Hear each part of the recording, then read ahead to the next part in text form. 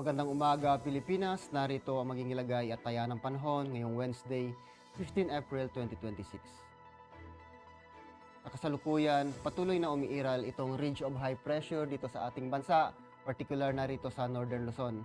Samantala, ang tropical cyclone na nasa labas ng ating Philippine Area of Responsibility na si Super Typhoon Sinlaku, kaninang alas 3 ng madaling araw ay nag-downgrade ito sa kategoryang typhoon. Ito ay namataan kanina sa layong 2,550 km silangan ng Central Luzon. Ito ay may lakas na 175 km per hour sa gitna at may pagbugsong 215 km per hour. Ito ay inaasahan na kikilos or forecasted na kikilos northwestward sa bilis na 10 km per hour.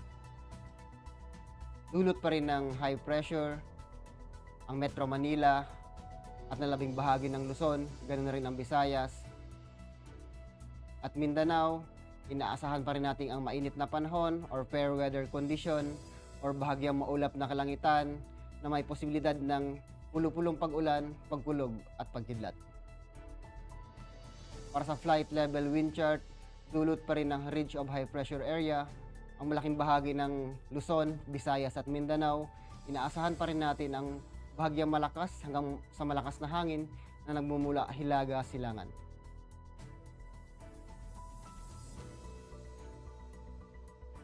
Pagdating naman dito sa 10,000 feet at 18,000 feet, aasahan pa rin natin ang malakas na hangin na nagmumula naman sa Hilaga, Silangan, Silangan.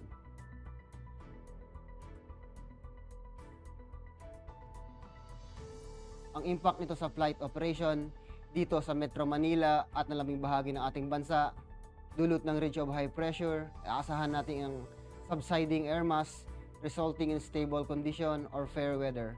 Ang impact nito sa rotary, generally favorable condition, good visibility and light visibility, ideal for low-level operation. Pagdating naman dito sa peak swing, aasahan natin ang generally smooth condition, isolated light turbulence, possible due to afternoon convection. Ang araw ay sumikat kaninang 0543 at lulubog mamayang 1810. Meron tayong moon elevation na 6% decreasing.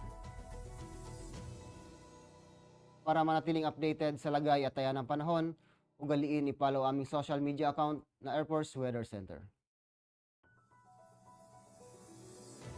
In behalf of our commanding officer, Colonel Alvin John Cugador, PAP GSC, ako po si Technical Sergeant Bill Amoray Bautista, Weather Broadcaster ng Air Force Weather Center.